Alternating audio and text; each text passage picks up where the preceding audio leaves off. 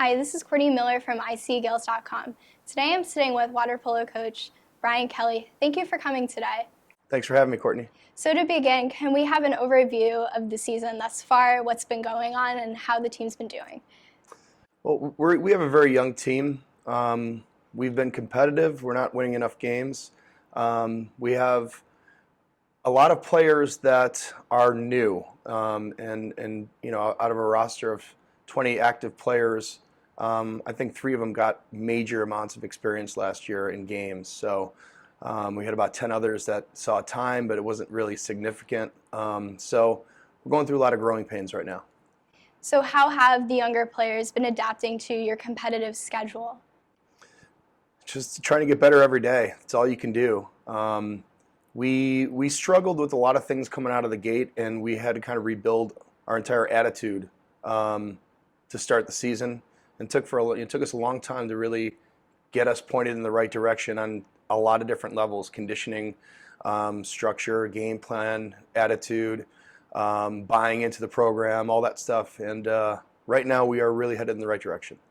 And with the younger players, I'm sure it's been taking a lot of senior leadership and upperclassmen leadership. Now, recently, I know you competed in the Judge Cup against your rival Fordham. That was also your senior day. So what did it mean to have your senior day fall on such a competitive game? That's what you want. You want a packed house, a pep band in the crowd, and standing room only, and your rival there, and to have a great game. Obviously we were upset we lost that game, but it was a great experience for everybody. Very intense. And what exactly is the Judge Cup?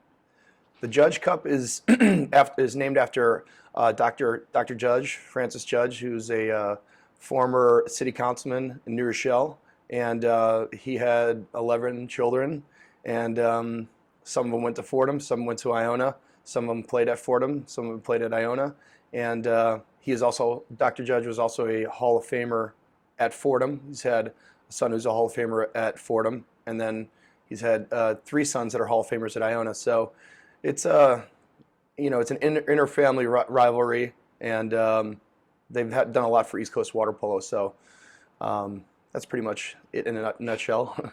So what did your team do to prepare for this game? I'm sure there was a lot of hype, and it was a Maroon Maniacs game. So how do you teach your players to embrace that atmosphere and just go and play the game? It's almost in reverse of what you normally would do in games.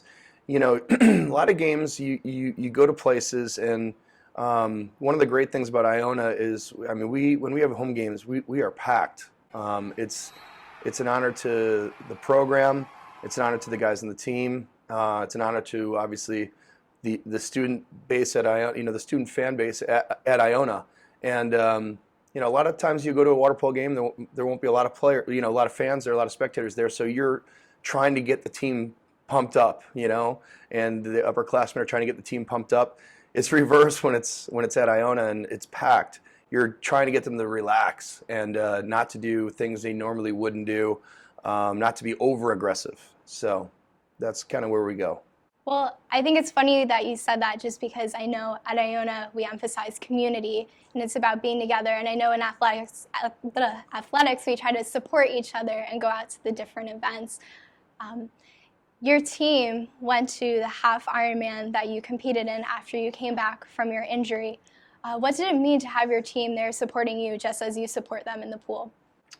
It was great. It was good and bad because when you're passing stations where they're there cheering you on, and they're yelling things that you usually yell at them, step up, let's go, things I say in practice, and I was hearing that as I was running by, and I obviously couldn't take it easy when I was running past any of my players. I had to pick it up. So that was good to have them there, and it was good to have their support, and it was a great event for us to support the Westchester community.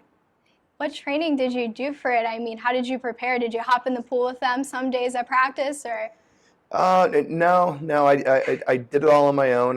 I leading up to the race, which was in September, I think the 13th, there was probably 5 days out of the entire calendar year where I did not work out and do something for it. whether it's you swim one day, you bike one day, you run one day, or you do a little of both. But at least 3 or 4 days a week, I was doing like all 3 legs of the race, and it's hard. You got to train. You can't get away with doing a half-hour workout. You have to train 2 to 3 hours every single day, and sometimes more, to do a 6-hour race from what it took me.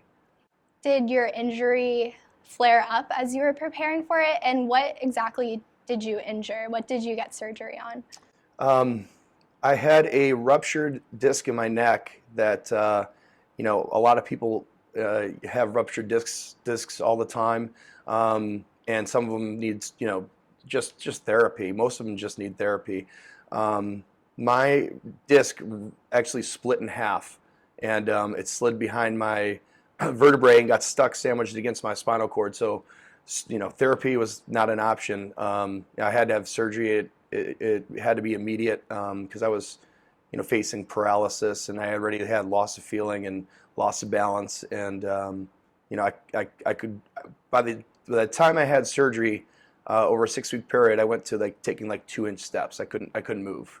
So, I feel fantastic. I feel like nothing ever happened to me. There were some times in training where I started to get pins and needles in my hands when I was on the bike, when I went over an hour. But that it happened a few times. It didn't happen once during the race. So. Well, Coach, I commend you for coming back from that injury and competing in the half Ironman. And I think it says a lot to have a coach who can overcome an injury like that, because I'm sure I know there are players that get hurt and they have to fight through stuff too to get back to the game. So congratulations on successfully competing in that. And looking ahead, conference championships are coming up. So what do you expect from that, and what are you telling your team to prepare for it? We are a team that, when we're good, we can play with anybody on this coast, and when we're bad, we could lose to anybody on this coast. So it's about being staying within the game plan, staying within your parameters. Don't go above and beyond what you can do as a player. Just make the plays that you're supposed to make, and give 110% effort. And we're coming together at the right time. We're building for the future. It's not just this year. Yeah, we want to do well at conference championships, but we are really, this is a probably 2-3 year project, and it's being led by our sophomore class. So. Okay, well, that sounds good, and good luck at conference championships. Thank you for coming here today and chatting with me. Thank you very much. Thanks for having me. Okay, thank you. Thanks. Fight the good fight.